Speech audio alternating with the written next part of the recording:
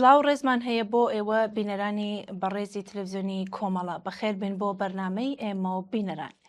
هیوادارین ئەم کاتەمان پێکەوە بە سوود و خۆشی بەسەر ببێن.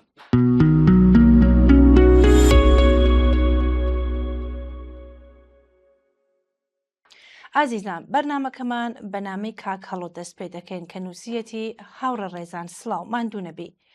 لە بەرنامەی دوو هەفتەی ڕابردوو گوێبیستی وەڵامی تۆ بۆ هاوڕێکت بووم کە گلەیی لێ کردبووی کە بۆچی هەر باسی شەڕ و ئازارەکان دەکەن و بۆ باسی لە عشق و خۆشەویستی بۆ ژیان ناکەن. دەستت خۆش پێ بۆ وەڵامێکی لۆژیک و ڕوونەکەت.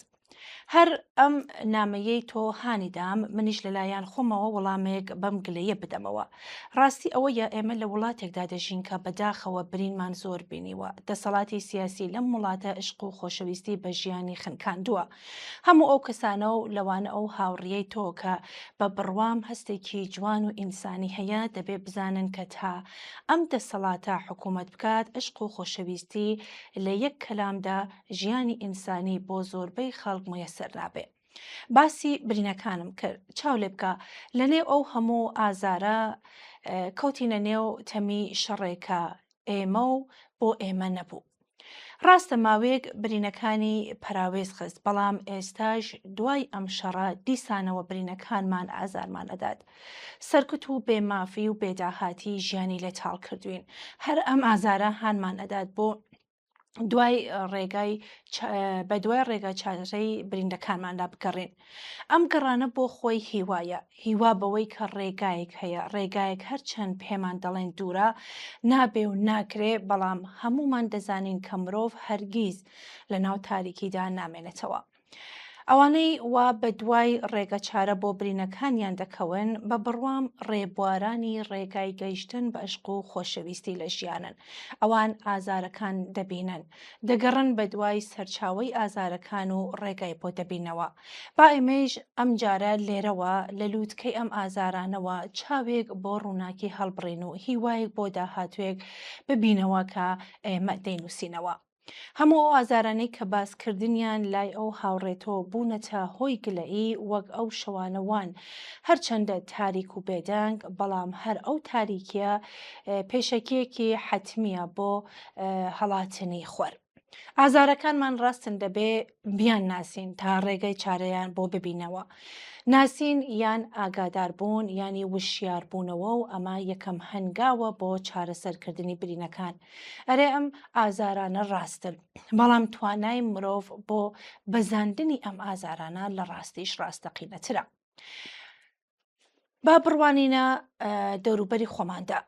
ئەو بێدەنگی کە لە نێو خەڵکدا هەیە بێدەنگی تەسلیم بوون نییە بەڵکو بێدەنگی گەردەلوولێکە کە خەریکە کۆ دەبێتەوە.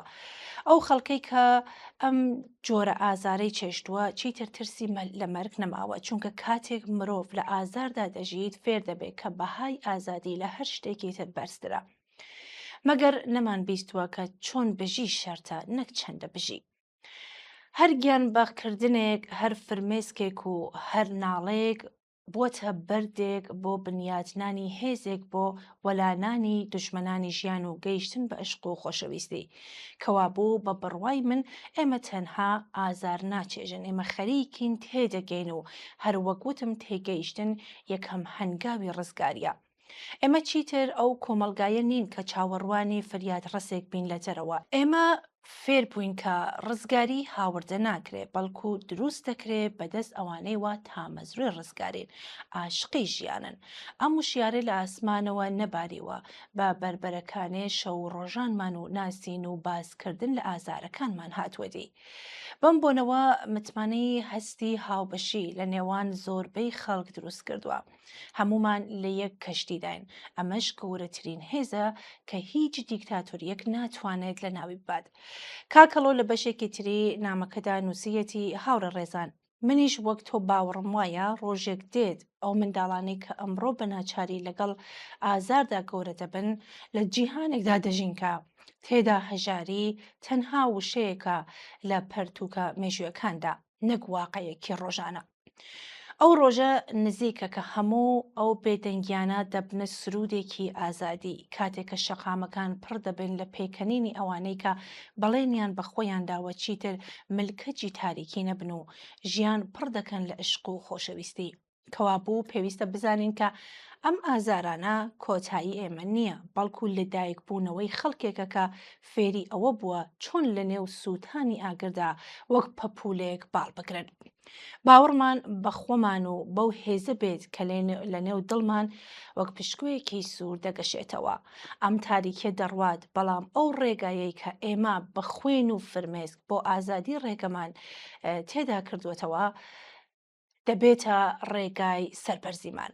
ئێمە سەر دەکەوین نەک تەنیا لەبەر ئەوەی بەهێزترینین بەڵکو لەبەر ئەوەی ڕاستین و ڕاستی تەنها ڕێگایەکە کە بەرەو هەتاو دەچێت. بێگومان بەیانی هێ ئێمەیە. سپاس لە کاهەڵەوە بۆ نامەجوانەکەی.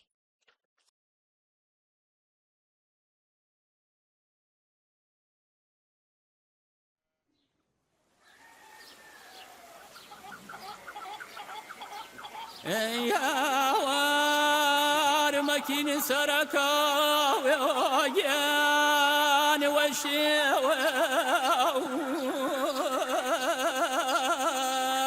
هاي خاليتهم جان وجان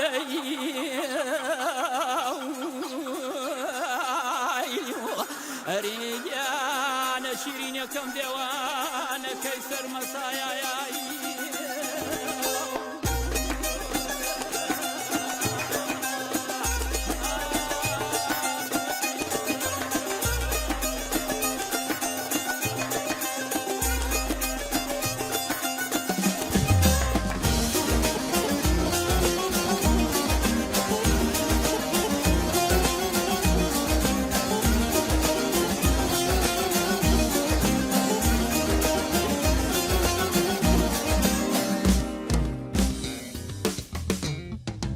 ئێمە پەروەردەیلانکی یەکسانین سادەی زاگرۆس و سروشتی جوانی ئێمە پەروەردەیلانکی یەکسانین سادەی زاگرۆس و سروشتی جوانی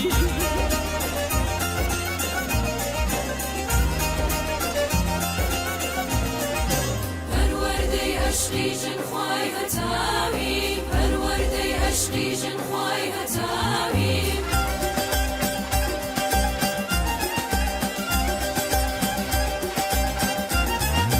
دەرمەستی مافوهێزی ژنانی ئێمە پەروەردەی لانکی یەکسانی زادەی زاگرۆس و سروشتی جوانی ئێمە پەروەردەی لانکی یەکسانی زادەی زاگرۆس و سروشتی جوانی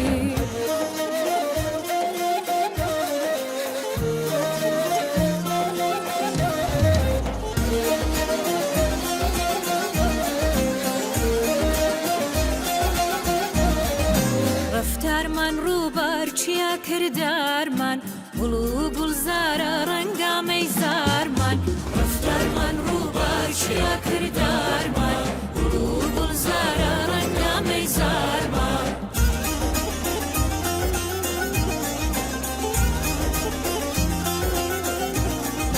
جوانی و هەڵپەرکی و خۆشی ژیانمان جوانی و هەڵپەرکی و خۆشی ژیانمان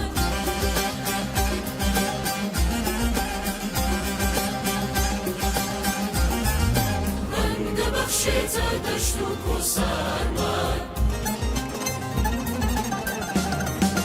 ئێمە پەروەردەی لانکی یەکسانی زادەی زاگرۆس و سروشتی جوانی ئێمە پەروەردەی لانکی یەکسانی زادەی زاگرۆس و سروشتی جوانی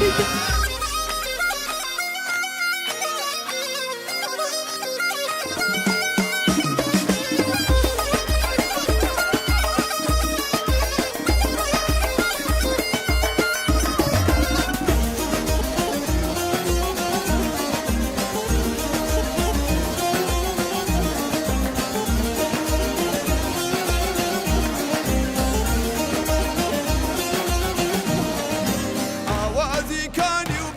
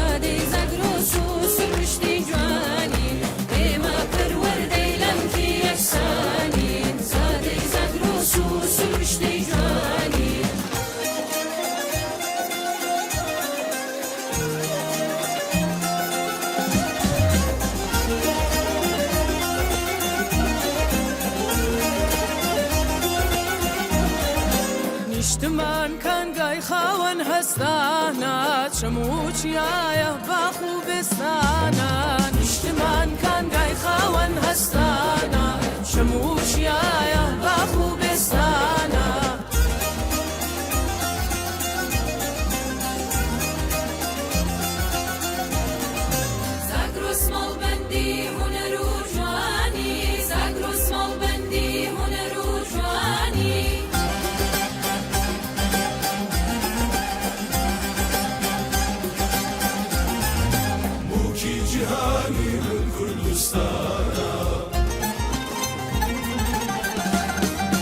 ئێمە پەروەردەی لەنکی یەکسانین زادەی زەگر و سروشتی جوانین ئێمە پەروەردەی لەنکی یەکسانین زادەی زەگر و سروشتی جوانین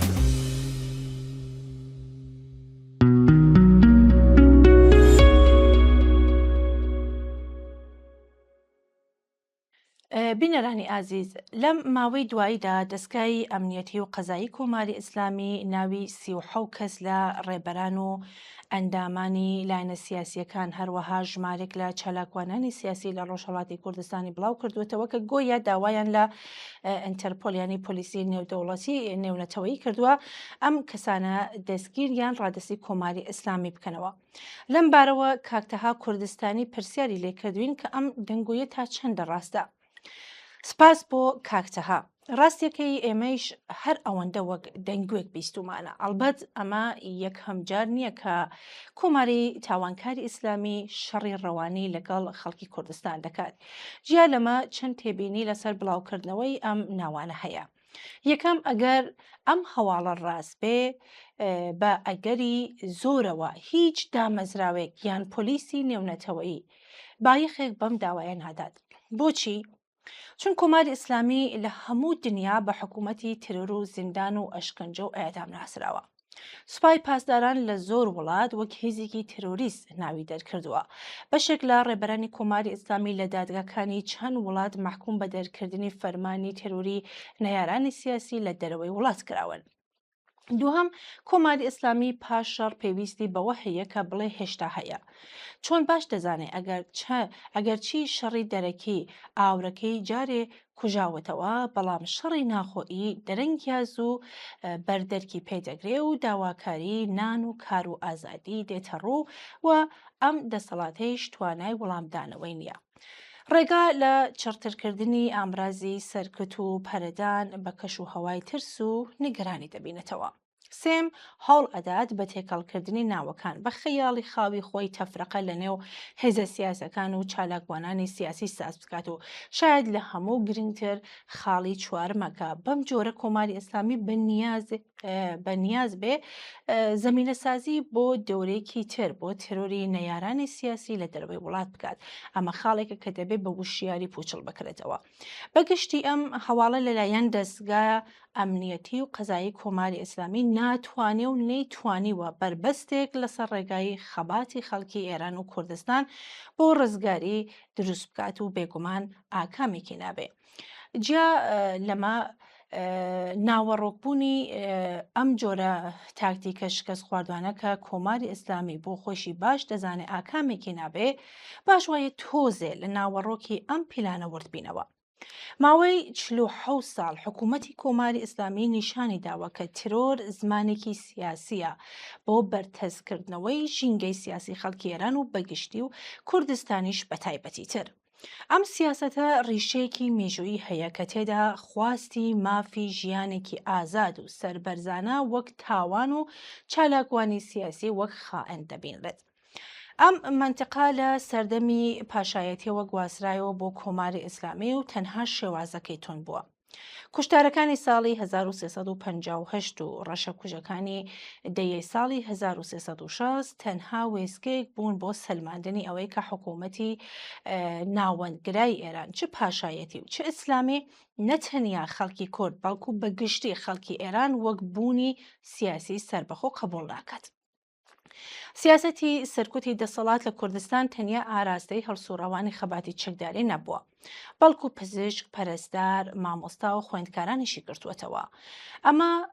ئەوە دەگەیەنێت کە کۆماری ئیسلامی نەتەنیا بە چاوی ناوچەیەکی ئەمنی بەڵکو بە چاوی پاکسازیکردنی هەر چالاکوانێکی بواری خەباتی مەدەنی و سیاسی لە کوردستان دەڕوانێت. هەر بۆیە تەرۆرکردنی ڕێبەران و چالاکوانانی سیاسی لە دەرەوەی سنوورەکانیش بەشێکە لە هەمان زەنجیرەی سڕینەوەکە ساڵانی ڕابردوو هەتا ئێستایش بەردەوام بووە و لەم بوارەدا گەلێک جنایەتی خوڵقاندووە، چونکە لە منتیقی ئەم دەساڵاتەدا بڕیاری سربەخۆ دەبێت بە هەر نرخێک بێت لە ناو کۆمەلگادا نەبینرێت یان دەنگی نەبێت. هەروەها هەروەک باسکرا دەسەڵات هەوڵی داوە لە ڕێگەی ئەمنیەتیکردنی هەموو جوڵەیەکی مەدەنی خەڵکی کورد وەک هەڕەشەیەکی هەمیشەیی پیشان بدات. بەڵام مێژوو سەلماندوویەتێکی هەر کاتێک دەسەڵات ویستویەتی ناسنامەی ئینسانی سربەخۆ بسڕێتەوە، مقاومەت دەشت بەم سڕینەوە بە شێوەیەکی بەهێزتر لە ڕێگای جۆراوجۆر گەڕاوەتەوە، کەوابوو با دیسانەوە دووپاتی کەینەوە. ئەم داوایە هەر لە سەرەتاوە شکستی خواردووە. نە تێرۆر و نە زیندان و ئەشکەنجە و ئێدام ناتوانن کۆماری ئیسلامی لە شەپۆلی ناڕزایەتی جەماوەری کە هەموو کەس و تەنانەت بۆ خۆیشیان چاوەڕوانی دەکەن ڕزگار بکات. تاو جێگایە بەلایەنە سیاسیەکان و چالاکوانانی سیاسی لە ڕۆژهەڵاتی کوردستان دەگەڕێتەوە، ئەمانە کەسانی جیا لە کۆمەڵگای خۆیان نین. ڕنگدانەوەی ئاوات و ئارزوی خەڵکی کوردستانن بۆ ڕزگاری لە ستەم و چۆسانەوەی داگیرکەران و سەرکوتگەرانی خەڵکی کوردستان. بۆیە دەستبردن بۆ ئەم کەسانە کارێکی ئاسان نییە و هیچ لایەن و دامەزراوێک حازر نابێ لەبەر داوای حکوومەتێکی جنایەتکار و خۆی ڕێژ خۆیان ڕوڕەشی مێژوو بکەن.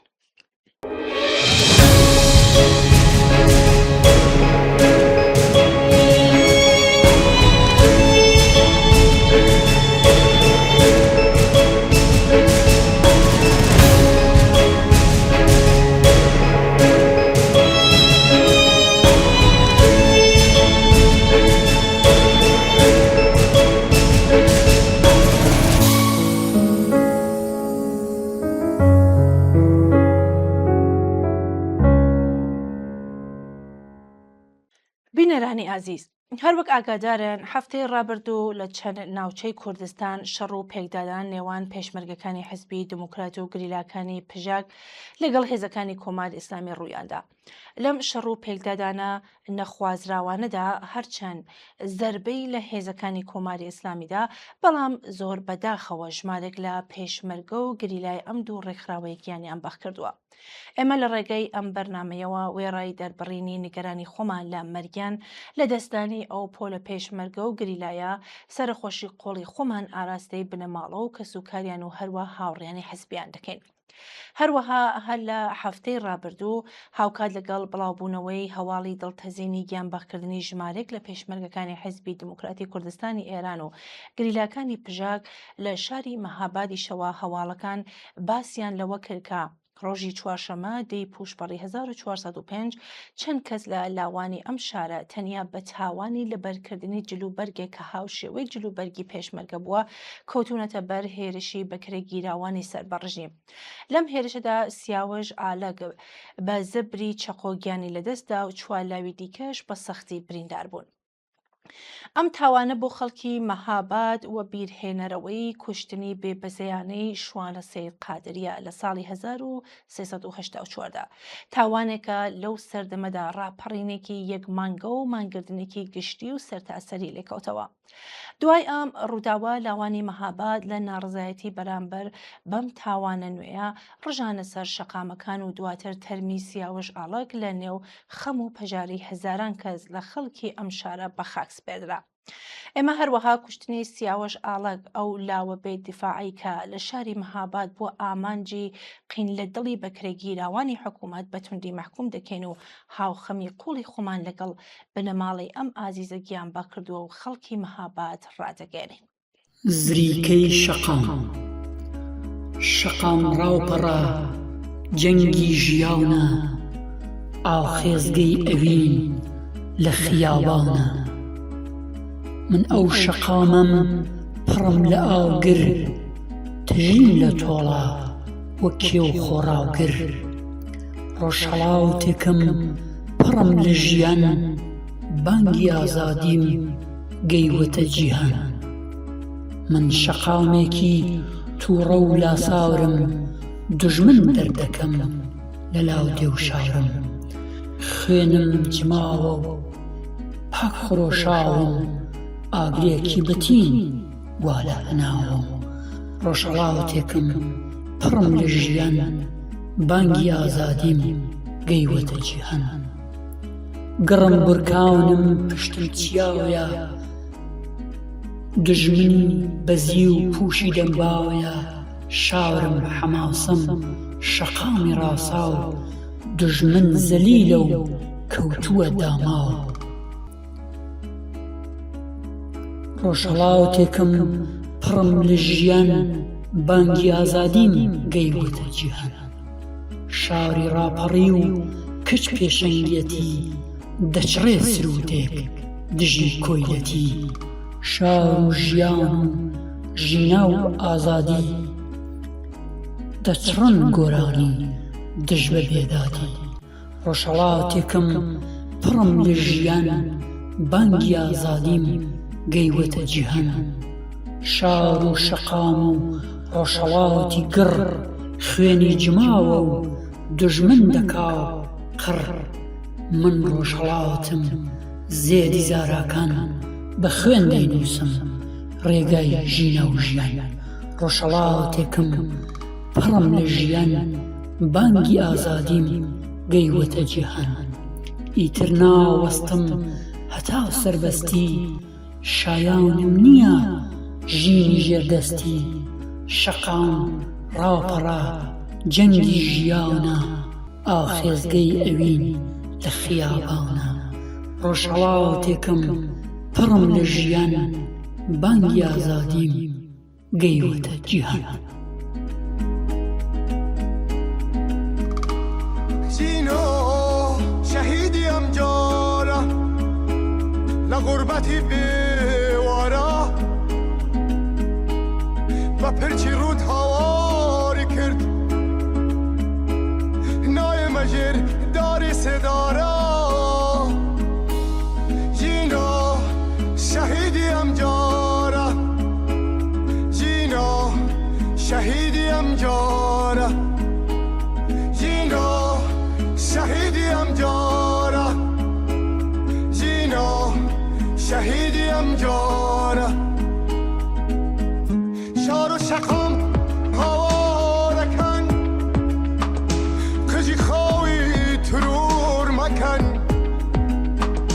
ئەمڕۆ لە کۆڵۆنی هەموو شارێک قژێکی خاو پەلکەکەن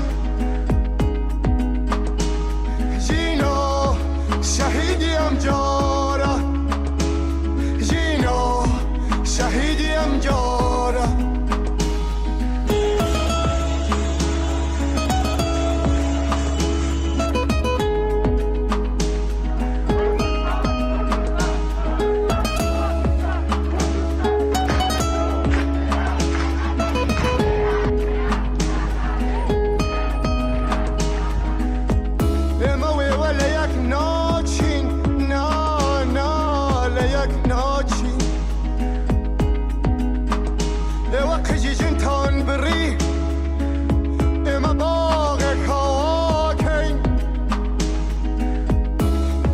سر گلدا نادین نا نا نادین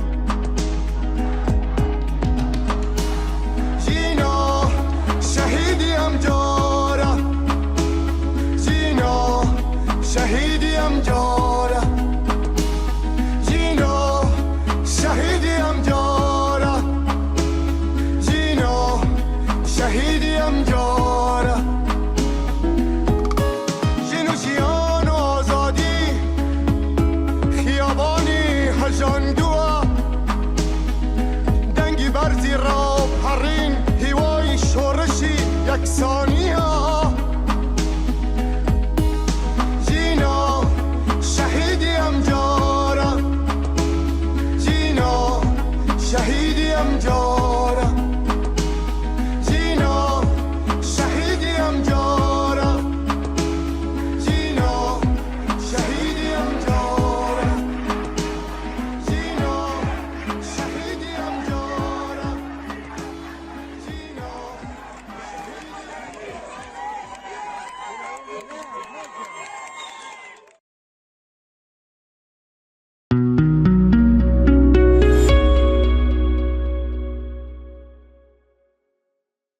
هەواڵی شەڕ و پێکدادانی ئەم دوایە جارێکی تر باس لەسەر جێگە و پێگەی خەباتی چەکداری هێناوەتە گۆڕێ کە بە کورتی لەم بارەوە قسەیەک دەکەم.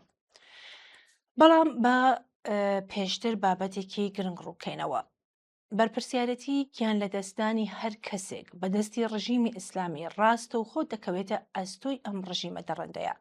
بە واتایەکی تر بەبێ لە بەرچاوگرتنی ئەوەی کە سیاسەتی ناردنی گریلا و پێشمەرگە بۆ ناوەی ڕۆژهەڵاتی کوردستان و یان بەگشتی سیاسەتی خەباتی چەکداری لە ئێستادا چەندە پێویستە یا گونجاوە، ڕژیمی ئیسلامی بەرپرسە لە گیان لە دەستانی هەر چالاکێکی سیاسی کە دژی ئەم ڕژیمە خەبات دەکات.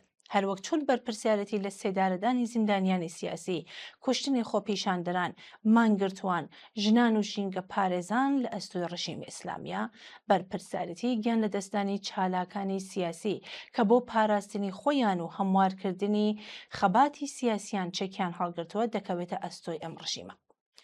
با واتایەکی تر هەڵەی سیاسی استراتیژیک یان تاکتیکی لەلایەن هەر حەزبێکی سیاسیەوە ئەگەر چ جیگای لێکدانەوە و پێداچوونەوەیە، بەڵام نابێت ببێتە هۆی ئەوەی کە بەرپرسیارەتی کوشتنی ئەندامەکانیان جا بە موشک بێت، بە ترۆر بێت جویان لە خەباتی ڕاستەخۆی چەکداری بێت لەسەر ڕژیمی ئیسلامی سۆک بکرێت. کۆماری ئیسلامی بە سیاسەتی سەرکوت و نایاساییکردنی هەر جۆرە چالاکیەکی سیاسی و مەدەنی کە بەرژەوەندیەکانی بخاتە مەترسیەوە بۆتە هۆی کاردانەوەی هەمەلایەنەی کۆمەڵانی خەڵک، لەوانە خۆپیشاندەران و ڕێپێوان، مانگرتن، ناڕزایەتی کرێکاران و ژینگە پارێزان و ژنان. ئێستا با بگەڕینەوە سەر باسەکەمان لەسەر جێگە و شوێنی خەباتی چەکداری لە ڕوانگەی ئێمەوە. با لە پێشدا باسی ئەوە بکەم کە ئێمە چۆن دەڕوانینە ئەم بابەتە. بەتایبەت ئەوە زیاتر لە دوودەیە بەسەر ڕاگررتنی چالاکیە چەکداریەکانی هێزی پێشمەرگەی کۆمەڵەدا تێدەپەڕێت. لەوانەیە پرسیار بکرێ ئایا کۆمەڵە لە ئامانجەکانی پاشکەس بووتەوە یان ئەمە استراتیژیەکی نوێیە بۆ قۆناغێکی جیاواز. دەبێ بێژین مێژووی خەباتی سیاسی لە کوردستان بەڕوونی نیشانی دەدات کە خەڵکی کوردستان و هێزی پێشمەرگە هەرگیز شەڕخواز نەبوونی. هەڵگرتنی چەک لە قۆناغەکانی پێشوودا تا بە ئەمڕۆژ دەرەنجامی سیاسەتی سەرکوتگەری بێسنووری دەسەڵاتی ناوەندی دژ بە گەلێک بووە کە تەنها داوای مافی چارەی خۆنووسینیان دەکرد.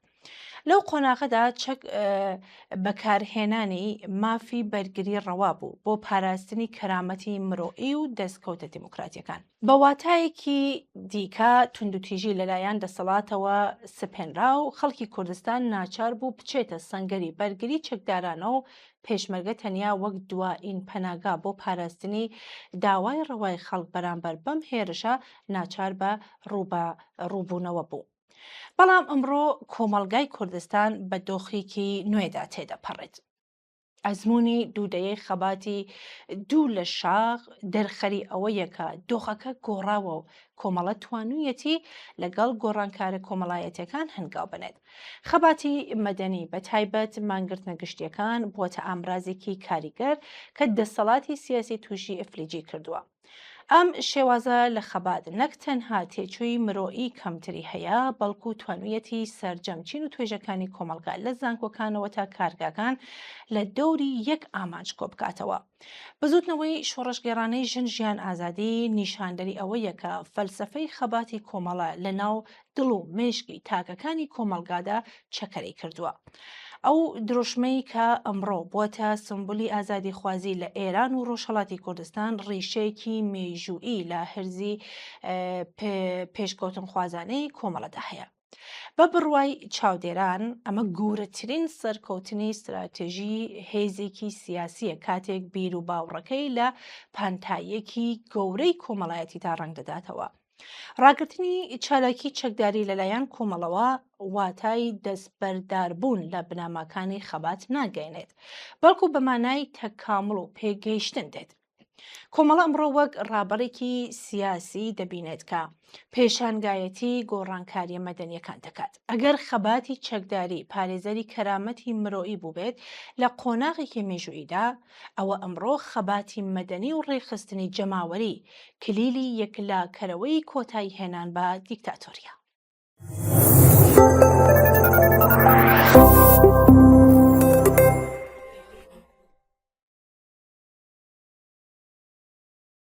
هەلم بارەوە ینی جێگە و پێگەی خەباتی چەکداری بە پێویستی ئەزانم چەندێڕێکی تر باس بکەم. مێژووی خەباتی سیاسی لە کوردستانی ئێران مێژوویەکی پڕ لە هەوراز و نشی و گۆڕانکاری بەردەوامی تاکتیکەکانە.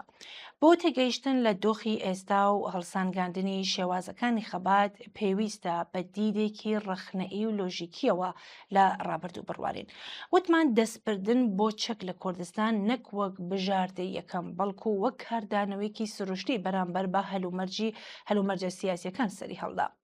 پاش ڕاپەڕینی ساڵی 1970 واتە 1357 هەتاوی خەڵکی کوردستان بە ئومیدی بەدەستهێنانی مافەنەتەوەی و دموکراتیەکانیان لە ڕێگای گفتوگو ئاشتیەوە هاتنە مەیدان. بەڵام هێرشی سەربازی کۆماری ئیسلامی بۆ سەر کوردستان خەڵکی ناچار کرد بۆ پاراستنی گیان و کەرامەت و داخوازی ڕەواکانیان پەنا بۆ بەرگری چەکداری بەرن. لەو قۆناغەدا خەباتی چەکداری وەک تاکتیکێکی بەرگری دەستکەوتی گرنگی بۆ بەهێزکردنی ناسنامەی سیاسی و ڕێخستنی کۆمەڵایەتی کورد لێکەوتەوە. ئەمڕۆ هەلومەرجی سیاسی و کۆمەڵایەتی بە بەراورد بە چواردەیەی ڕابردوو گۆڕانکاری بنەڕەتی بەسەردا هاتووە. خەباتی مەدەنی لە ئێستادا بۆتە بژاردەی سەرەکی و هێزی بزوێنەری کۆمەلگای کوردستان. هۆکارەکانی ئەم گۆڕانکاریە لۆژیکە بریتیە لە یەکەم بە بەرتەسکبوونەوەی خەباتی چەکداری وەک سەنگەری بەرخۆدانی خەڵکی کوردستان بەرامبەر بە هێرش و داگیرکاری خەڵکی کورد شێوازێکی تری بۆ بەرخۆدان گرتە بەر و خەباتی مەدەنی وەک خەباتی کرێکاری مامۆستایان، لاوان، ژنان، ژینگە پارێزان، بنەماڵەی دادخوازان و خەبات لە سەنگەری هونەر و ئەدەبیات و شعر و گۆرانی شۆڕشگێڕانە بوونە سەنگەر و پەناگای خەڵکی کوردستان دش بەستەم و چەوسانەوە.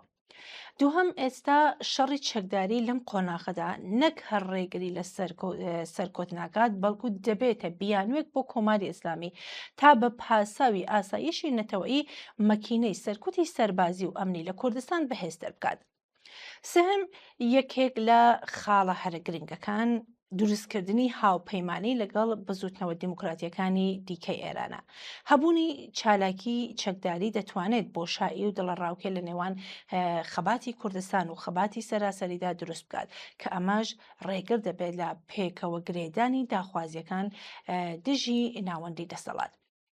چوارم خەباتی مەدەنی جیال لە چەک گشتگیرترە و هەموو چین و توێژەکانی کۆمەلگا ینی ژن، لاوان، کرێکاران و مامۆستایان دەتوانن بەشداری تێدا بکەن. چەکداری تاکتیکێکە کە دەبێتە هۆی بەرتەسک بوونەوەی مەیدانی چالاکیەکان لە کاتێکدا خەباتی مەدەنی توانای فراوانکردنی گۆڕەپانەی خەباتی هەیە. ئەمڕۆ کوردستان پێویستی بە استراتیژیەکە کە بتوانێت لەگەڵ ئاڵنگاریەکانی سەردەم بگۆنجێت. خەباتی مەدەنی و بەهێزکردنی دامەزراوە کۆمەڵاتیەکان ئەو ئامرازە کاریگەرانن کە دەتوانن تێچووی سیاسی بۆ کۆماری ئیسلامی بەرز بکەنەوە هاکات پشتیوانی ناخۆیی و نێودەوڵەتی بەدەست بهێنن. بە کورتی تاکتیکی خەباتی چەکداری نابێ وەلا بندرێ بەڵام لە دۆخی ئێستادا ناتوانێت وەک تاکتیکێکی گونجاو وێنا بکرێت چونکە زیاتر لەوەی خزمەت بە ئامانجە استراتیژیەکانی خەڵکی کوردستان بکات دەبێتە کارتێکی بەهێز بەدەست دەسەڵاتەوە بۆ شەریعەتدان بە سەرکوتکردنی زیاتری کۆمەلگا. گواستنەوەی سنتەری خەبات لە شاخەوە بۆ شەقام و کۆمەلگا ئەو پێویستە مێژوویەیە کە ئەمڕۆ بزوتنەوەی کوردستان پێویستی پێێتی.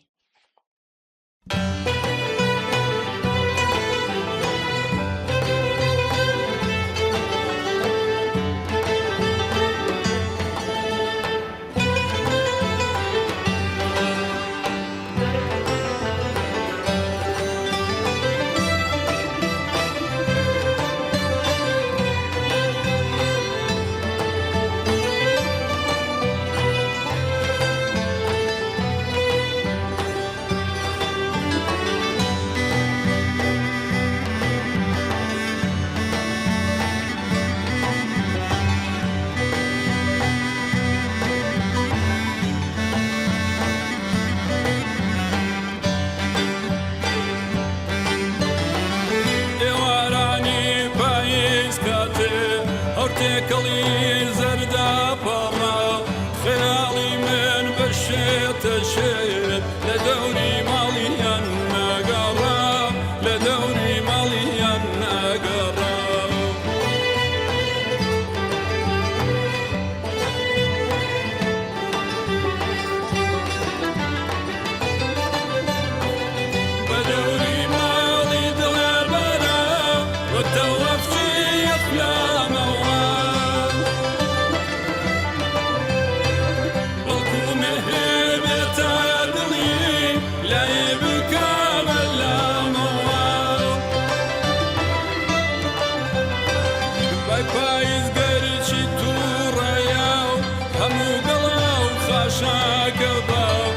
خۆشەویستی وای کردووە زریان لە ڕێگەم لانەوە زریان لە ڕێگەم لانەوە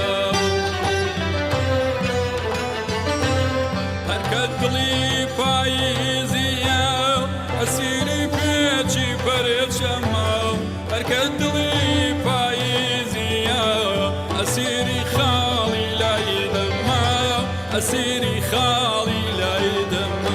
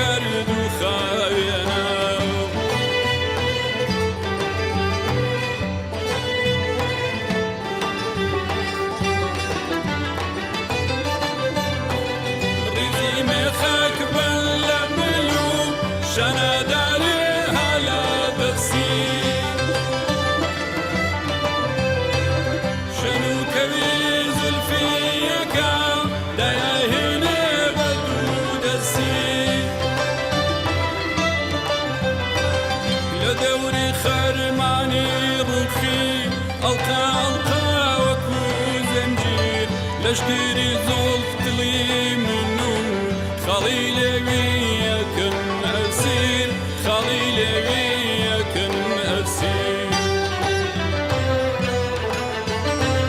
هەرکە دڵی پاییزیە ئەسیری پێچی پەرچەمە هەرکە دڵی پاییزیە ئەسیری خاڵی لای دەمە ئەسیری خاڵی لای دەمە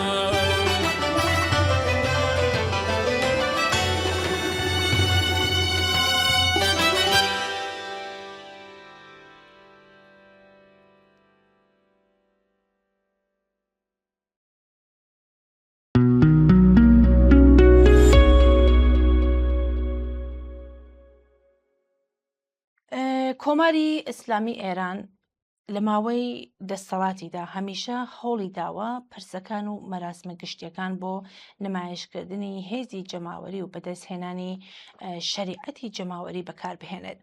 لە ئێستادا لەگەڵ نزیکبوونەوەی ئەگەری گۆڕانکاریە گەورەکان کە پێکهاتەی دەسەڵاتە کۆماری ئیسلامی مەراسمی ناشتنی عەلی خامنەیی وەک دوائین هەلی نمایشکردنی هێز بەکاری هێناوە. ئەم نمایشە بۆتە بابەتێکی گەرمی ناو کۆمەلگا بەڵام پرسیاری گرنگ ئەمەیە ئایا ئەم جۆرە نمایشانە هێشتا کاریگەری پێشوویان هەیە؟ کاک ئەحمەد عین لە نووسراوێکدا لە ژێرناوی کارنەڤاڵی مەیتگێڕان کاتێک نمایش جێگای کارامەئی دەگرێتەوە. تیش دەخاتە سەر ئەم بابەتەکە ئێمە کورتکراوەی ئەم نووسراوە لەم بەشە لە بەرنامەکەمان پێشکەشتانی دەکەین. کاک ئەحمەد نووسیەتی لە میژووی سیاسی دەسەڵاتە دیکتاتۆرەکاندا ڕێوڕسمی ناشتن یان جەنازەگەردانی کەسایەتیە سیاسیەکان تەنها ڕووداوێکی عاتیفی یان کۆمەڵایەتی نییە بەڵکو ئامرازێکی استراتیژی بۆ ئەندازیاری بیری ڕایگەشتیە. کاتێک ڕژیمێک لە دابینکردنی سەرەتاییترین پێداویستیەکانی ژیانی کۆمەلگا و لە دیموکراتیزەکردنی سیاسی کۆمەلگا شکست دەهێنێت پەنا بۆ ڕێوڕسم یان مەناسکە سیاسیەکان دەبات تا قەیرانی شریعەتی خۆی بە نمایشێکی سمبولیک دابپۆشێت. لە ڕێگای مەراسمانەوە هەوڵدەدەن دوو پەیامی استراتیژی بنێرن. بۆ ناخۆ نیشاندانی ئەوەی کە دەوڵەت بەردەوامە و مەرگی تاکێک نابێتە هۆی هەرسهێنانی دامەزراوەکان. ئەوان بە کۆکردنەوەی هەوادارانیان وێنەیەکی ساختە لە یەک ڕیزی نیشتمانی و پشتیوانی لە خۆیان دروست دەکەن. بۆ دەرەوە پەیامێک بۆ بەرهەڵستکارانی نێودەوڵەتی ئەوەی کە دەسەڵات هێشتا کۆنتترۆلی شەقام و دامەزراوەکانی بەدەستەوەی و هیچ بۆشایەکی سیاسی دروست نەبووە. ڕێوڕسمەکان ئەوانن کە کۆمەلگا هەست بە بوونی و سەروەری خۆی بکات، بەڵام لە سیستمە دیکتاتورەکاندا ئەم پرەنسیبە بەلاڕێدا دەبرێت. لە کاتێکدا کە لە دیموکراسیەکاندا ڕێوڕسمەکان تەنها تەواوکەری شەریعەتن، لە سیستمە ئێستەبدادیەکاندا وە کۆماری ئیسلامی ڕێوڕسمەکان دەبنە جێگرەوەی شەریعەت.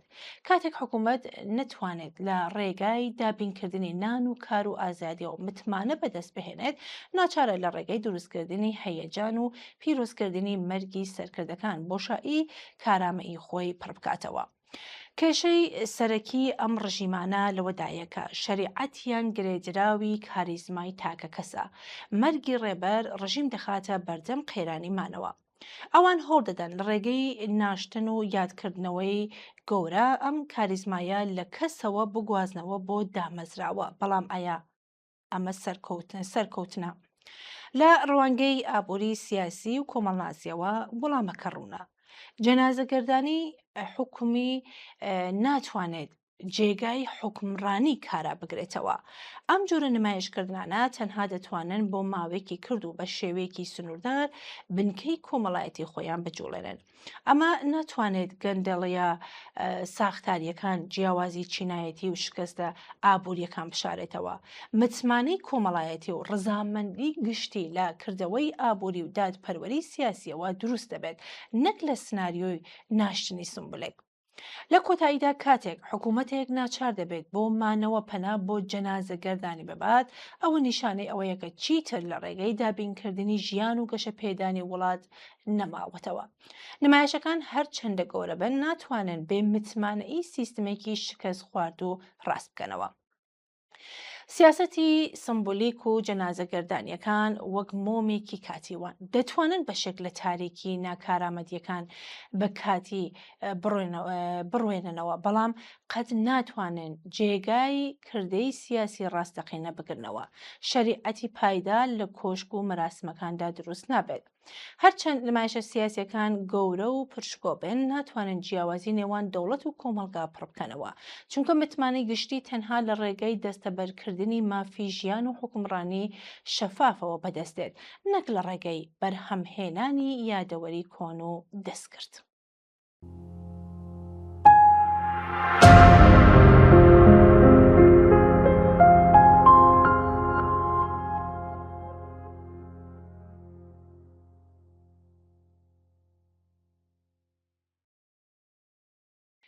هەر لەم پەیوەندیەدا نامەیەکی کاک عەلی لە بەردەستە کە نووسیەتی لەم ڕۆژانە کە ئەم دێڕانە دەنووسم، کۆماری ئیسلامی بۆ ناشتنی ڕێبەرەکەی خەریکی سازدانی گەورەترین نمایشی سیاسی خۆیەت و کاتێک ئێوە ئەم نووسراوە دەخوێنە لەوانەیە ئەم مەراسمە بەڕێوەچوو بێ. در هەر حاڵ ئەمە تەنیا مەراسمی ناشتن نیە، بەڵکو ڕێژەی کۆتایی وەفاداریە بۆ سیستمێک کە هەموو ئامرازەکانی دەوڵەتی لە سوپا و بەسیجەوە تا دەستگاکانی میدیا بەکاردەهێنێت تا مەرگی تاکێک مانەوەی دەسەڵاتێک دەستەبەر بکات. ئەم تابوتە کە بە شارەکاندا دەگێڕێن یان گێڕاویانە تەنها جەستەی پیاوێک هەڵناگرێت، بەڵکو مێژووی چواردەیە پڕ لە سەرکۆت گرتن، ئەشکەنجە و بێبەشکردنی ملیێنان مرۆڤ لە ئازادی و خنکاندنی مافە سەرەتایەکانیان هەڵدەگرێت. ئەو ڕێبەڕی کێڕۆژت هەرگیز ڕوبەڕووی دادگای خەڵک نەبووەوە، نە لە بەرامبەر دایکان و باوکان، نە کرێکاران و ژنان و نە ئەو گەنجانەی کە شەقامەکانیان بە خوێنی خۆیان ڕەنگین کرد. پاژماوەکانی دەسەڵات لە ئێران دەیانەوێت بەم مەراسمە پەردە بەسەر ئەم ڕابردوودا بکێشن، بەڵام هیچ کات مەرگ تاوان ناشارێتەوە. ئەم نمایشە بە پێچەوانەی ئامانجی ڕژیم نیشانەی ئیقتیدار و بەهێزبوون نییە، بەڵکو نیشانەی دەرماندەییە. حکوومەتێکە بۆ نیشاندانی شەریعەتەکەی پێویستی بە ئەندازیاری شەقام و گواستنەوەی زۆرە ملەی خەڵک بێت، ڕوونەکە شەریعەتەکەی لە دڵی کۆمەلگادا ساڵانێکە دەفن کراوە. ئەمڕۆ تابوت بووەتە دوایین سەرمایەی سیاسی ئەم سیستمە. سرەڕای هەموو هەوڵەکان بۆ نمایشکردنی سەقامگیری مەرگی ڕێبەر دەستپێکی قەیرانی قۆڵی ناخۆیە. خامنەی ئەو تاکە کەسە بوو کە باڵە ناکۆکەکانی دەسەڵاتی ڕاتەکرد بە ڕۆیشتنی ئەو هاوسەنگیە تێک دەچێت. چیتر هیچ کەسێک ناتوانێت وەک ئەو ڕۆڵی داوەری کۆتایی ببینێت. ئەمە دەبێتە هۆی ئەوەی ناکۆکیەکانی ناو دەسەڵات ئاشکراتر و تونتر بن. مێژووی ئەم وڵاتە بە گۆڕینی مەترسیەکان لەسەر تابوتێک ناگۆڕێت. چارەنووسی کۆماری ئیسلامی نەک لە ئەنجومەنی خوبرەگان یان لە ناو بەیت و مەجلس بەڵکو لە تێکۆشانی ڕۆژانەی کرێکاران، ژنان، خوێندکاران و گشت ئەو چین و توێژانەدا دەنووسرێتەوە کە نایانەوێت بگەڕێنەوە بۆ پێشوو. کۆماری ئیسلامی ڕێبەرەکەی بە خاک دەسپێرێت، بەڵام قەیرانی مانەوەی خۆی هەرگیز ناتوانێت دەفن بکات. هەرچی زیاتر پشت بە سوپا و هێزی ئەمنی ببەستێت، درزی نێوان دەوڵەت و کۆمەڵگا قوڵتر دەبێتەوە. ئەم ڕێژە و نمایشی ئێستا ڕەنگە تەنیا سەرەتایەکی نوێ بێت بۆ ئەوەی کە بڕیاری دوا کۆتایی بەگشت ئەو نەزمە بهێنێت.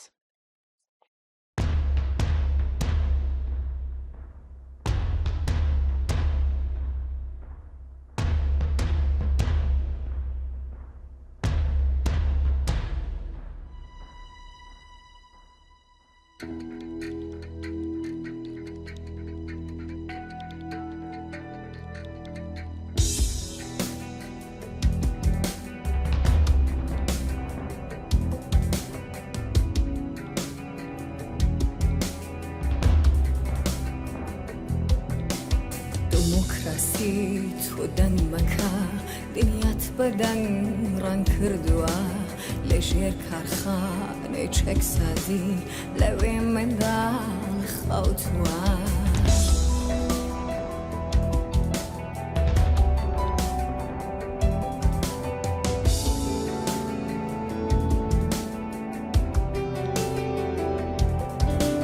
سەرۆکەکان هیچێ مەڵێن ئێوە دنیاتان خواردووە لە بن گرمەی وتینەوە لەوێ منداڵی خەوتووە.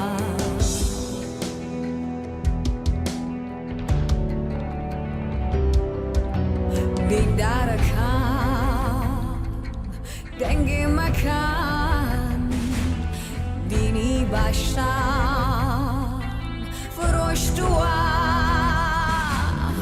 لە بین شەڕی خوداکاندا لەوێ منداڵی خەوتووە. بریا پلانی ئەم دنیا منداڵی دای بڕشتایانە چەک نەبین نەهالی بود هیچ نەخشێکی تێنەبوایە خەجاڵەت ناکێشی دنیا ئەوەی ئینسانیەت مردووە سیاسەتوانی زەحمەدا لەوێ منداڵی خەوتووە.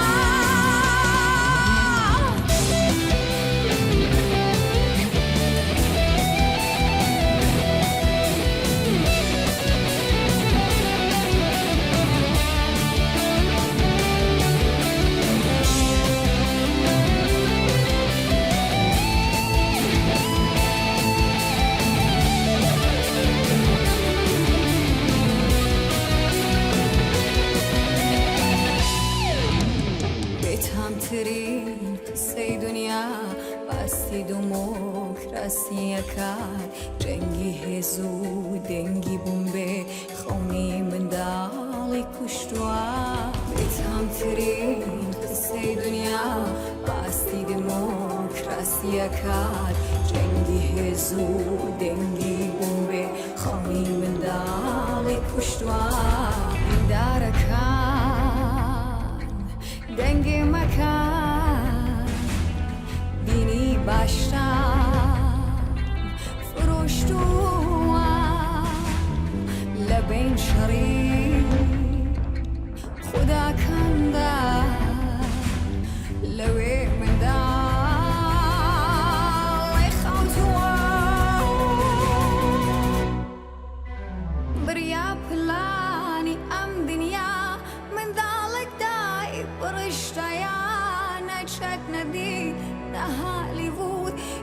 بەخشێکی تێنەبووایە ئەجاڵت ناکێشی دنیا ئەڵی ئینسانیەت مردووە سیاسەتوان ئیمزامەدا لەوێ منداڵی خەڵتووە یا پلانی ئەم دنیا منداڵی دای گوڕشتایانە چەک نەبین لە هالیوود هیچ نەخشێکی پێ نەبووایە خەجاڵت ناکێشی دنیا ئەوەی ئینسانیەت مردووە سیاسەتوان ئیمزامەدا لەوێ منداڵی خەڵتووە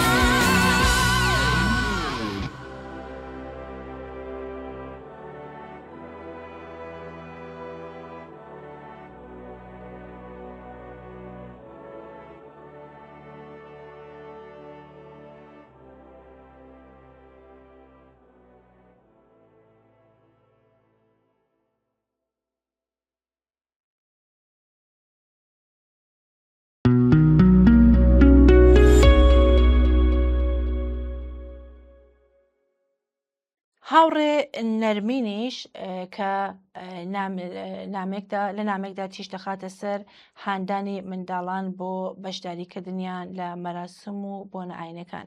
هاوڕێ نەرمین لە نامەکەیدا دەڵێ هیچ منداڵێک بەڕق بە حەزی ئازار چێشتن یان بە ئامادەی بۆ فیداکردنی گیان لە دایک نابێت. منداڵ بە بێت هاوانی بە حەزی یاریکردن و بە خۆشەویستی بۆ ژیانەوە دێتە دنیا. ئەگەر دواتر مەرگ بە ناوی شەهید پیرۆز دەکرێت و ئازار چێشتن دەبێتە بەها ئەمە بەرهەمی سروشتی منداڵ نییە، بەڵکو بەرهەمی مەکینەی پەروەردەی دەسەڵاتەکانە. مرۆڤایەتی بە درێژایی مێژوو بۆ ئازادی و دادپەروەری تێکۆشاوە. لە هەڵوشاندنەوەی کوێلایەتیەوە تا مافی ژنان و کرێکاران هیچ کامیان دیاری دەسەڵاتدارەکان نەبوون، بەڵکو بەرهەمی وستانەوە بوون لە دژی ستەم. بەڵام دەسەڵاتداران بۆ مانەوەی خۆیان هەمیشە پێویستیان بە شەریعەت بووە. ئەوان ئایدۆلۆژیا نەتەوە پەرستی و بەتایبەتی ئاینیان بەکارهێناوە بۆ ئەوەی ڕەوایی بە مانەوەی خۆیان بدەن. کاتێک ئاین دەبێتە ئامرازێک بەدەستی دەسەڵاتەوە ئیتر ئامانجەکەی ئازادی مرۆڤ نییە، بەڵکو دروستکردنی کۆمەلگایەکی گوێڕایەڵە. لەم پێکاتەیەدا منداڵ دەبێتە بەشێک لە پرۆژەی سیاسی پێش ئەوەی فێری بیرکردنەوە بێت، فێری چەمکی شەهادەت تەسلیم بوون و دوژمنکاری دەکرێت. ئەم مەترسیە تەنیا تایبەت نییە بە حکوومەتە دیکتاتورەکانی وەک ئێران و ئەفغانستان کە منداڵان بۆ کردەوەی توندوتیژ و خۆکوژی بەکاردەهێنن. پرسیارە گەورەکە لەو وڵاتانە دموکراسیانشدا سەر هەڵدەدات کە خۆیان بە پارێزەری مافی منداڵ دەزانن. کاتێک لە چەند وڵاتی ئوروپا منداڵان لە ڕێوڕسمی ئایندا بە زەنجیر و سمبولی دیلیەتەوە دەخرنە بەر دیری هەزاران کەس، ئایا ئەمە پێشلکردنی مافی منداڵ نییە؟ ئایا ئەو منداڵانی هێشتا توانای هەڵبژاردننی ئازادانەیان نییە دەبێت بکرێتە بەشێک لە نمایشکردنی ئازار و خوێن؟ بەداخەوە هەندێک جار ئازادی ئاینی دەبێتە پەردەیەک بۆ چاوپۆشیکردن لەم جۆرە شوشتیەوەی منداڵان. دەوڵەت کە هیچ، بەڵام خەڵکی وشیار کە بەرپرسن لە پاراستنی منداڵ لە هەر جۆرە توندوتیژیەک بۆچی لە بەرامبەر ئەمەدا بێدەنگن؟ ئازادی ئاینی بۆ مرۆڤی پێگەیشت و مافێکی ڕەوایە، بەڵام هیچ ئازادیەک ڕەهان نییە. مافی منداڵان وەک مرۆڤێک سەرەوەی هەموو سنەت و بیر و باوڕێکە. منداڵ هیچی تر نییە، تەنها ئەمانەتی داهاتووی مرۆڤایەتیە. ئەو کۆمەلگایەی ڕێگە دەدات مێشکی منداڵ پێش ئەوەی توانای پرسیارکردنی هەبێت بە خورافات داگیر بکرێت، لە ڕاستیدا داهاتووی خۆی دەفرۆشێت. منداڵان سەربازی هیچ سوپایەک نین، نە سوپای دەوڵەت، نە حیزب و نە سوپای ئاین. کاتێک کۆمەلگا منداڵ بۆ بەهێزکردنی دەسەڵاتی سیاسین یان ئاینی بەکاردەهێنێت، پێش ئەوەی خیانەت لە منداڵ بکات، خیانەت لە خۆی و لە داهاتووی مرۆڤایەتی دەکات.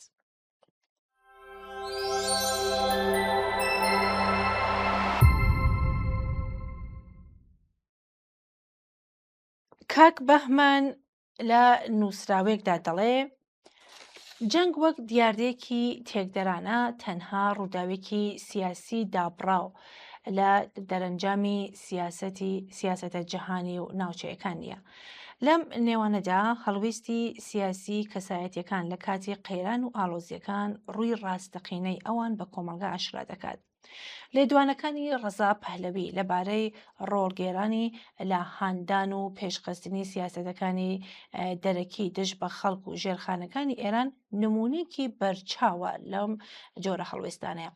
کاتێک ڕەزا پەهلەوی بە شانازیەوە باز لەوە دەکات کە سەفەرەکەی بۆ ئیسرائیل کاریگەری هەبووە لەسەر گۆڕانی سیاسەتی جیهانی بەرامبەر بە کۆماری ئیسلامی، لە ڕاستیدا دان بەوە دادەنێت کە ئامادەیە بۆ گەیشتن بە ئامانجە سیاسیەکانی خەڵکی ئێران قوربانی بکات.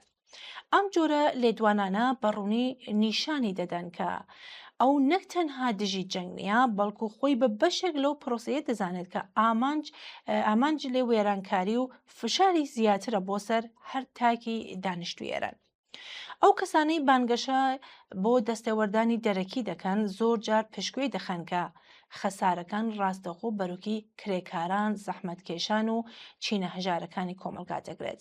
ئامارەکانی وێرانبوونی قوتابخانەکان لە کارکەوتنی تۆڕەکانی کارەبا و ئاو و تێکدانی ژێرخانە گشتیەکان ئەو دەستکەوتانن کە سیاسەتی جەنگخوازانە بەرهەمی دەهێنێت.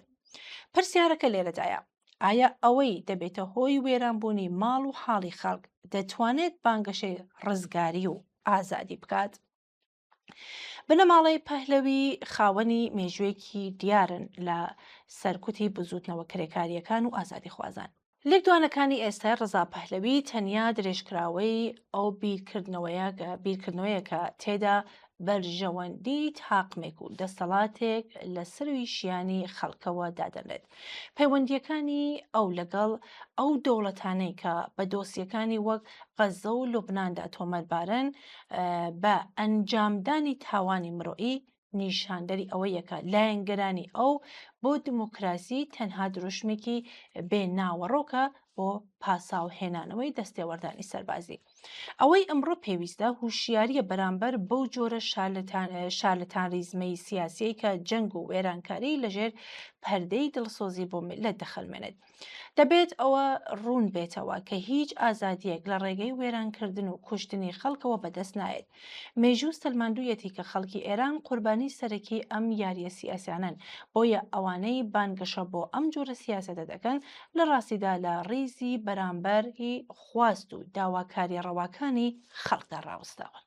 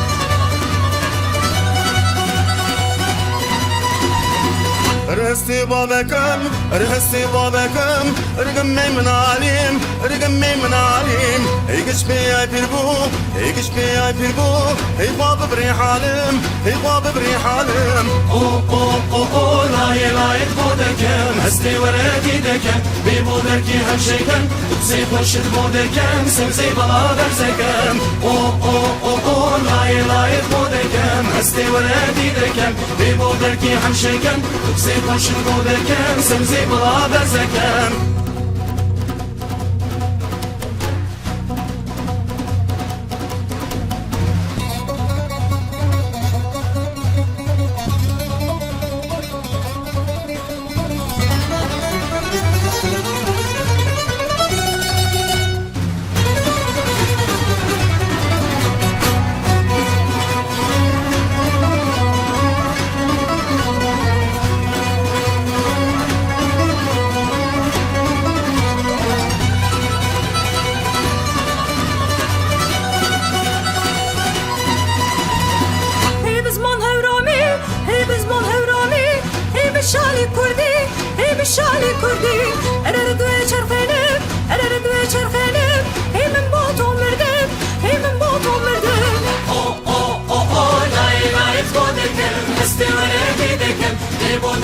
هەمشێکەم دووسێ خۆشت بۆ دەکەم سەوزەی بەڵا بەرزەکەم ئۆ ئۆ ئۆ ئۆ لایە لایەت بۆ دەکەم هەستێ وەرەتی دەکەم لێ بۆ دەرکی هەمشێکەم دووسێ خۆشت بۆ دەکەم سەوزەی بەڵا بەرزەکەم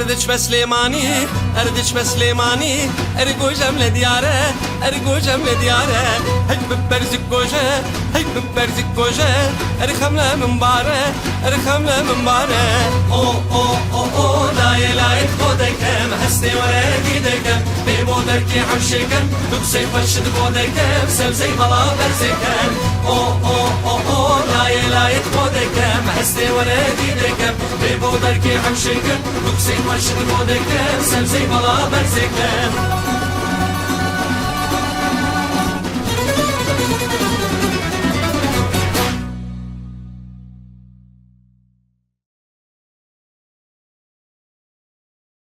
کاک حەمەڕەزا لە نووسراوێکدا دەڵێ مێژوو وەک بیرەوەری هەر کۆمەڵگایەک چراو ڕێنوێنیە بۆ بنیادنانی داهاتوو نەک قەڵایەک بۆ خۆشاردنەوەی دەسەڵاتدارانی شکست خواردوو لە هەر کۆمەلگایەکدا کە حکوومەت ناتوانێت وەڵامی پێداویستە سەرەتایەکانی خەڵک بداتەوە مەیلی پەنابردن بۆ ڕابردوو و بەکارهێنانی نۆستالژی سیاسی و ڕەوایەتی ئائینی زیاد دەکات ئەمە ئەو دۆخەیە کە ئەمڕۆ بەڕوونی لە سیاسەتی فەرمی کۆماری ئیسلامی ئێراندا دەبینین دەسەڵاتێک کە نزیک بە 5 تەمەنی تێپەڕیوە لە بڕی ئەوەی شەریعەتی خۆی لە کارامەیی دادپەروەری کۆمەڵایەتی و ڕێزگرتن لە مافەکانی مرۆڤ وەربگرێت پەنا بۆ گێڕانەوە ئاینیەکانی 1500 ساڵ پێشنیان لە باشترین حاڵەدا ڕووداوەکانی ساڵی 57 و جەنگی ئێران و عێراق دەبات ئەمە نیشانەی ئەوەیە کە نێوان بەڵێنەکانی دەسەڵات و واقعی تاڵی ژیانی خەڵک گەیشتوەتە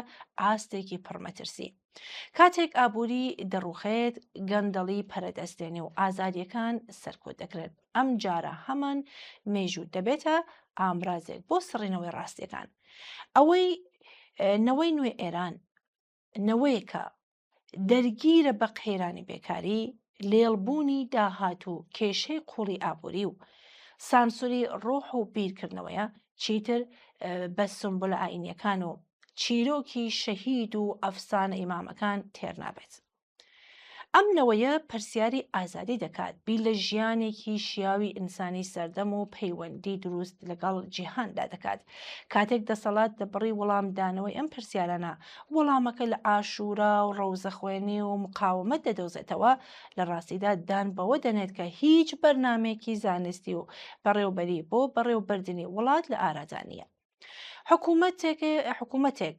سەرکەوتووەکە ئەمڕۆی خەڵک بنیاد بێنێت و بۆ سبەیان نەخشە بکێشێت ئەم ڕستەیە کە دەوترێ ئەو حکوومەتەی کە ئێستا و داهاتووی نییە تەنیا ڕابردوو خۆی نمایش دەکات تەنیا دروست نییە بەڵکو نیشاندانی دەردی کوشەندەی ئەو دەسەڵاتانەیەکە لە ڕابردوودا گیرساونەتەوە داهاتووی ئێران بە شەفافیەت بەشداری ڕاستەقینەی خەڵک جیاکردنەوەی دین لە دەوڵەت و مدیریەتێکی مدرن بۆنیاد دەنرێت هەر حکمڕانێک کە نەتوانێت وێنەی داهاتوو بۆ نەوەی نوێ بکێشێت ناچارە بۆ مانەوەی خۆی زیاتر لە ڕابردوو ئەفسانەکان هەڵبکۆڵێت بەڵام ئەمە جگە لە زیادکردنی مۆدای نێوان خەڵک و دەوڵەت هیچ دەستکەوتێکی نابێت مێژوو دەبێت فێرگە بێت نەک زیندان ئەوانەی داهاتووی نەتەوەیەک لە ڕابردوودا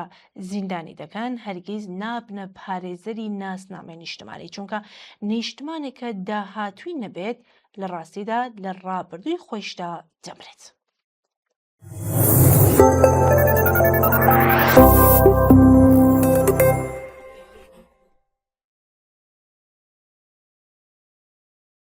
لە هەواڵەکاندا هاتووە کە موحسێن ئەژەئی جارێکی تر وەک سەرۆکی دەستگای قەزایی دانراوە کە لە خۆیدا پەیامێکی ڕوونی هەیە، ئەوەیش ئیدامەی سەرکوتە.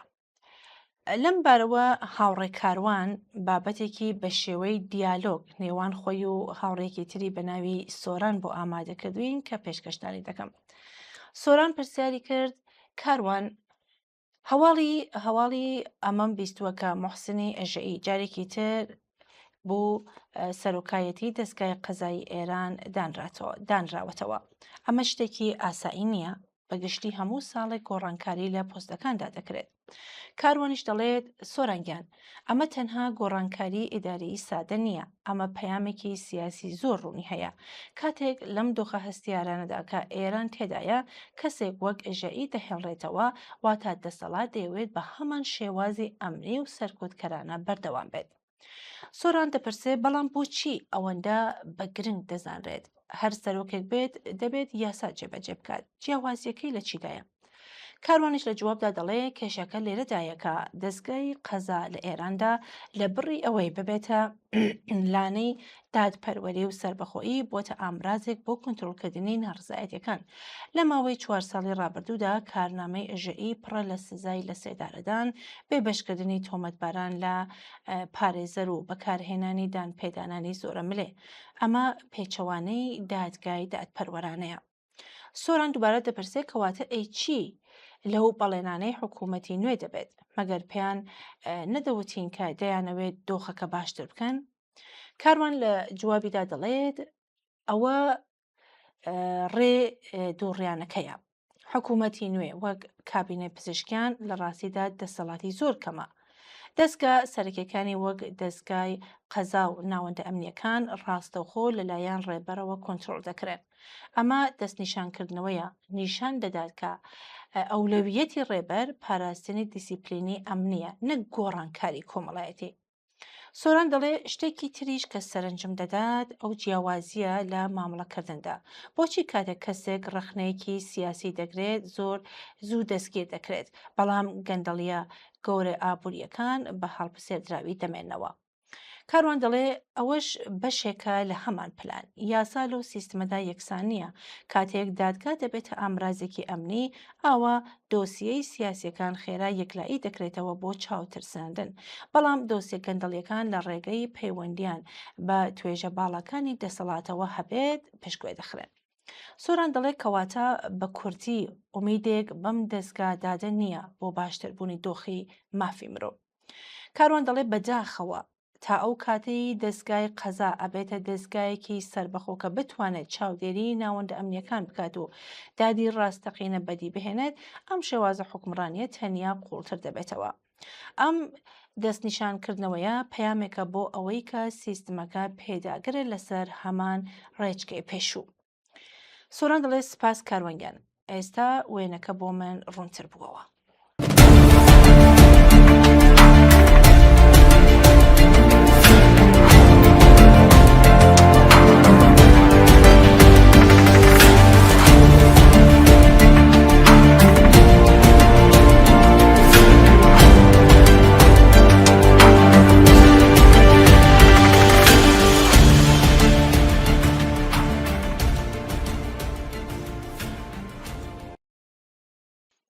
هاوڕێکی بەرنامەکەمان بە ناوی کاکزانە پێشنیارێکی بۆ نردوین نووسیەتی هاوڕێنی بەرنامەی ئێمە بینەران سڵاو ماندوو نەبن.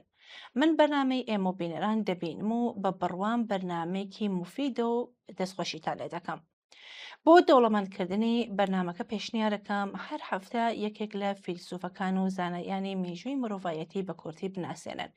ئەم پێشنیارە جگە لە بردنەسەرەوەی زانست یارمەتی ئەدات بە چاوێکی ئاوڵاترەوە سەیری ڕووداوەکانی ئێستا بکەین. کاکزانە هەروە نووسیەتی من خۆم ئامادەم کە لە هەر بەرنمەیەکدا یەکێک لەم فیلسوفانە بە کورتی بناسێنم کە ئەگەر پێتان باش بوو کەڵکی لێ وەربگرن. بە سپاسەوە بۆ کاکزانە پێشنیارێکی گونجاوە و پێشوازی لەکەین. لە یەکەم بابەتدا کاکزانە باسی سوقرات دەکات و ئاوا ئەم فیلسوفە معرفی دەکات. سوقرات ئەو پیاوەی بە پرسیارکردن جیهانی گۆڕی. سڵاو هاوڕێیان، هەرگیز بەم پرسیارە بیرتان لێ نەکردوێتەوە بۆچی زۆربەی کێشەکانمان لە ژیاندا لە کێشەی خێزانیەوە بگرێت تا کێشەی سیاسی و کۆمەڵایەتی لەوە سەرچاوە دەگرێت کە بەهەڵە پێمان وایە هەموو شتێک دەزانین. کاتێک لەسەر بوچۆنێکدا سوور دەبین و ناگەڕینەوە لە ڕاستیدا دەرفەتی گەشەکردن لە خۆمان دەسێنین. ئەمڕۆ دەچینە لای پیاوێکە 2400 ساڵ لەمەوبەر لە شەقامەکانی ئاتەنیان ئاسینا دەیوێت تەنها شتێک کە دەیزانم ئەوەیە کە هیچ نازانم. ئەم پیاوە سوقراتە، ئەو کەسەی کە بە پرسیارکردن بناغەی فەلسەفەی جیهانی دانا. بۆچی باسکردن گرنگە؟ سوقرات گرنگە چون ئەو فێریکردین بیرکردنەوە بریتی نییە لە قبولکردنی زانیاری ئامادەکراوە، بەڵکو بریتیە لە دۆزینەوەی ڕاستیەکان لە ڕێگەی پرسیارەوە. ئەگەر ئەمڕۆ لە کۆمەلگای خۆماندا فێری ئەم شێوازە بین لە بڕی شەڕ و پێکدادانی بێمانە دەتوانین بە گفتوگۆ لە ڕاستیەکان بگەین. سوقرات بناغەی ئەوەی دانا کە مرۆڤ خۆی بڕیاردەری ڕاستیە نەک دەسەڵات یان دابوونەری. ناوەڕۆکی فەلسەفەی سوقرات بە سادەیی. سوقرات وەک مامۆستاکانی تر نەبوو کە بچێتە پۆل و وانە بڵێتەوە. ئەو دەچووە بازاڕەکان، دەچووە لای سیاسەتمەداران و بازرگانەکان و دەیپرسی دادپەروەری چییە؟ ڕاستگۆیی چییە؟ کاتێک ئەوانەیش وەڵامیان دەدایەوە، سوقرات بە پرسیاری زیرەکانە نیشانی دەدا کە وەڵامەکەیان تەواو نییە. بۆچی سوقرات ئەمەی دەکرد؟ چونکە پێوا بوو ژیانێکی نەپێشکرا و شایانی ژیان نییە. ئەو دەویست خەڵک لە ڕێگای پرسیارەوە خۆیان بەهای ڕاستی بۆ خۆیان بدۆزنەوە، نەک ئەوەی کۆمەلگایان دەسەڵات بە سەریاندا بسەپێنێت. ئەم قسەی بۆچی ئەمڕۆ گرنگە؟ ڕەنگە پرسیار بکرێت لە سوقراتە چی بۆ ئێمە ماوەتەوە؟ هاوڕێیان، لەم سەردەمەی ئێمەدا کە زانیاری زۆر و هەواڵی ناڕاست زۆرە، فێربوونی شێوازی پرسیارکردنی سوقرات گەورەترین چەکە بۆ ئەوەی فریو نەخۆین. ئەمڕۆ لە بڕی ئەوەی ڕاستەوخۆ تووڕە بین یان بڕیاری خێرا بدەین با تاقیکردنەوەیەکی سوقراتی بکەین. کاتێک لە بابەتێکدا گومانمان هەیە یان کاتێک کەسێک قسەیەکمان بۆ دەکات با بپرسین ئایا بەڵگەی تەواو هەیە؟ ئایا ئەمە ڕاستە یان تەنها بۆچوونی کەسێکە؟ کاتێک فێر دەبین بڵین نازانم، ئەو کاتە دەرگای زیرەکی بە ڕووماندا دەکرێتەوە. سوقرات لە کۆتاییدا گیانی خۆی لە پێناو ئازادی بیرکردنەوە بەخ کرد، چونکە دەسەڵاتدارانی سەردەمی خۆی ترسیان لە پرسیارەکانی ئەو هەبوو. تۆی بینەر بۆ ئەم هەفتەیە کام پرسیار لە ژیانەدایەکە هێشتا وەڵامت نەدۆزیتەوە؟ بە پەیام و نامە بۆمانی بنووسە. لە ئەڵقەی داهاتوودا دەچینە لای قوتابیەکی سوقرات، ئەفلاتون، تا بزانین جیهانی ڕاستەقینە لەکوێیە. چەند زانیاری زیاتر لە سوقرات. باوەڕ بە دایمۆن یان دەنگی وشدان. سوقرات باوەڕی وا بوو کە دەنگێکی ناوەکی هەیە کە هەمیشە ئاگاداری دەکاتەوە کاتێک خەریکە هەڵەیەک دەکات. ئەو پێ نەدەوت خوددا یان فریشتە، بەڵکو دەیوت دەنگێکی هوشیاریە.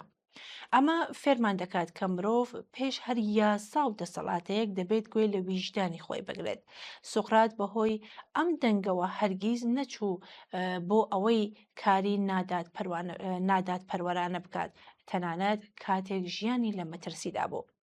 سوقرات لە دادگا کاتێک دەیانویست حکمی بدەن بە قازەکەی وت ئاسینا وەک ئەسپێکی زۆر گەورە و بەهێز وایە، بەڵام ئەم ئەسپە تەمەڵە و خەواڵوە. من وەک مێشولەیەک هاتووم بەردەوام پێوەی دەدەم بۆ ئەوەی خەبەری بێتەوە بجوڵێت. ئەمە پێناسێکی گرنگە بۆ ڕۆڵی ڕەوشەنبیر و چالاکوان. ڕەوشەنبیر نابێت بێدەنگ بێت، دەبێت بەردەوام بۆ وشیاریدانەوەی کۆمەلگا هەڵ بدات، تەنانەت ئەگەر ببێتە هۆی ئەوەی کە خەڵک لە سەرەتا قسەکانی وەرنەگرن. کاتێک حکمی لە سێدارەدانیان بەسەردا سەپان هاوڕێکانی پێشنیاری هەڵاتنیان بۆ کرد. سوقرات ڕەتی کردەوە وتی ئەگەر من ئێستا هەڵێم واتە باوەڕم بەو یاسانە نەبووە کە هەموو ژیانم بانگەشەم بۆ کردن و بە ئارامی شەهرەکەی خواردەوە. ئەمە گرنگترین وانەی سوقراتە. ئەخلاق تەنها قسەکردن نییە بەڵکو باوەڕبوونە بە پرەنسیبەکان لە کاتی تەنگانەدا. ئەو نەیویست لەبەر دەربازبوونی گیانی ڕۆحی فەلسەفەکەی خۆی بکوژێت. جیاوازی نێوان زانیاری و حکمت سوقرات پێی وابوو زانیاری شتێکە کە لە کتێب و دەوروبەری وەردەگرن، بەڵام حکمت ئەوە یەکە بزانیت چۆن بەکاری بهێنێت و سنووری نەزانینی خۆت بناسیت. ئەو تەنها بە دوای زانیاریدا نەدەگەڕا، بە دوای تێگەیشتندا دەگەڕا. زۆربەی خەڵک سوقرات بە پیاوێکی پیر و بێدەسەڵات دەبینن، بەڵام سوقرات لە ڕاستیدا یاخیترین پیاوی مێشوو بوو. ئەو نەدەترسا لەوەی دەسەڵاتی ئاسنا تووڕە بکات، چونکە ئەو دەیزانی ڕاستی لە هەموو هێزەیەک بەهێزترە.